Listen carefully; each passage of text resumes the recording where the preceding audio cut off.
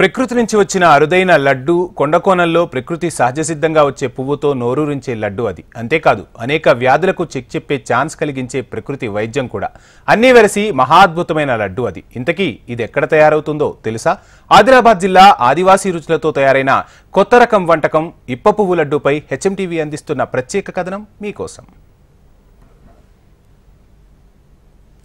ఆదివాసీ జిల్లాగా పేరున్న ఆదిలాబాద్ జిల్లాలో ప్రస్తుతం ఇప్ప పువ్వుతో తయారయ్యే లడ్డూలు అందుబాటులోకి వచ్చేశాయి. ఇప్పటికే ఇప్ప పువ్వు దివ్య ఔషధంగా పేరుండడంతో ప్రస్తుతం వంటల్లో సైతం పలు రకాలుగా ఉపయోగిస్తున్నారు.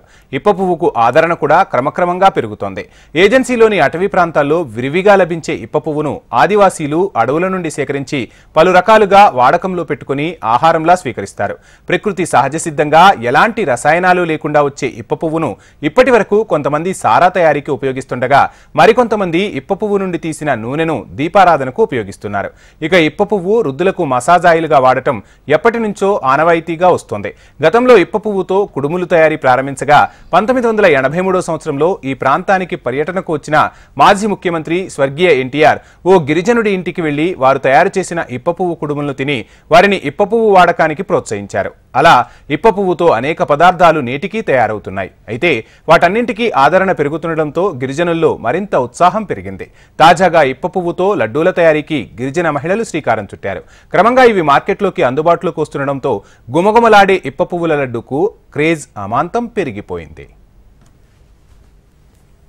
ఇక ఆదిలాబాద్ జిల్లాలోని ఉట్నూరు ప్రాంతానికి చెందిన కొంతమంది గిరిజన మహిళలు ఒక గ్రూపుగా ఏర్పడి ఇప్ప పువ్వుతో లడ్డూల తయారీని ప్రారంభించారు. మహారాష్ట్రలోని చంద్రాపూర్ జిల్లాకు వెళ్లి అక్కడ వీటి తయారీపై ప్రత్యేక శిక్షణ పొందారు. అనంతరం వీరు ప్రయోగాత్మకంగా తయారు చేసిన లడ్డూలను ఉట్నూరు, నార్నూరు మండలాల్లో పరిచయం చేశారు.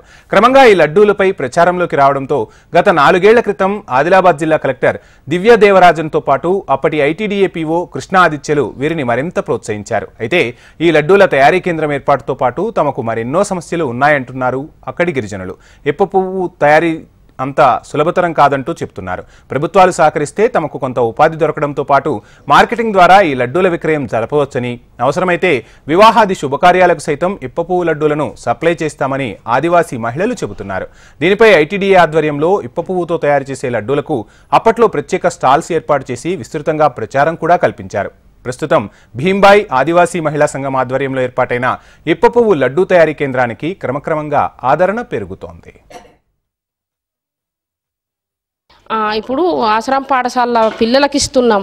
ఈ ఆదిలాబాద్ జిల్లా కాకుండా రాష్ట్ర వ్యాప్తంగా మొత్తము అన్ని జాతులకు కూడా మా లడ్డూను అన్ని జాతులకు కూడా మా ఐటీడీఏ తరపున మా లడ్డూని ఇస్తే మేము ఇంకా పోతామని చాలా కోరుకుంటున్నాం. ఆల్రెడీ ఇప్పుడు గర్ల్స్కి ఇస్తున్నాం.